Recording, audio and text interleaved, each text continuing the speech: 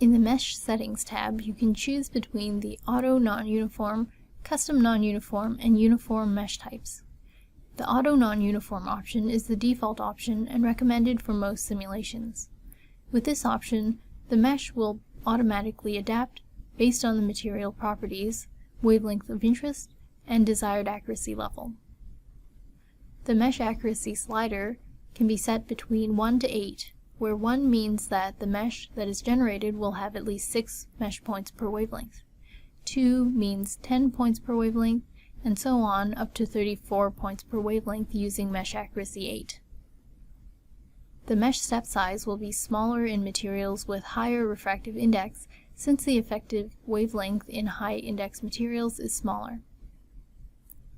The Uniform Mesh option simply allows you to specify uniform mesh step size along each direction. The mesh step can be specified either by specifying the number of mesh cells in that direction or the maximum mesh step size. The Custom Non-Uniform Mesh provides some alternate options for controlling the mesh. The automatic meshing option is much easier to use, and therefore these custom options are rarely used. The time step settings include DT and the DT stability factor. The DT setting displays the time step. The DT stability factor setting is a multiplier that can be applied to reduce the time step. The default time step settings are typically sufficient, and using a smaller time step would increase the amount of time that it takes to run the simulation, since it would mean that more steps need to be used. However, in some cases, if the simulation is unstable, a smaller time step is required.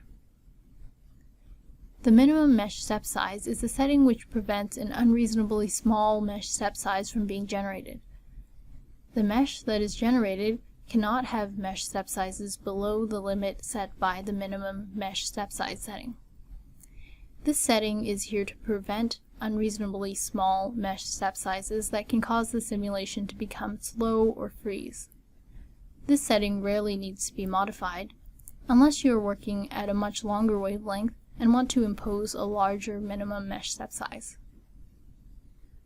Finally, the mesh refinement method can also be set in the Mesh Settings tab. This setting controls how material interfaces are treated in the simulation. This can be especially important when simulating structures with curved surfaces.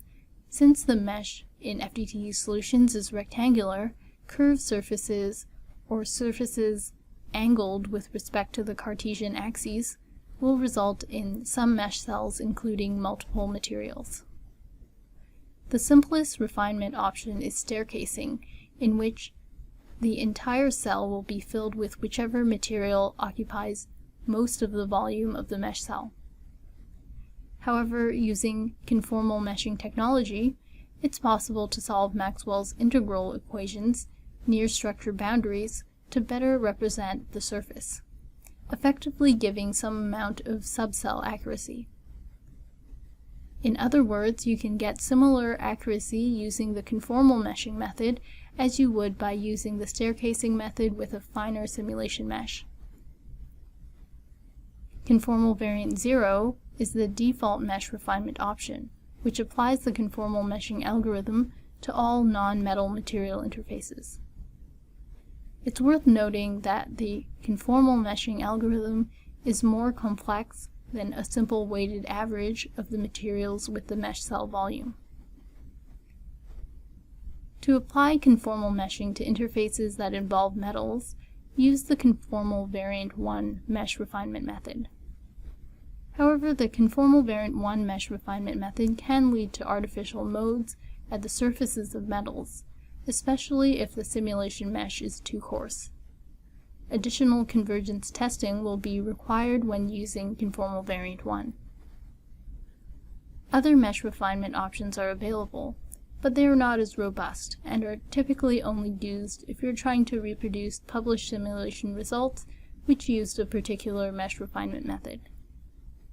The details about each of the available mesh refinement options are available in the related links below.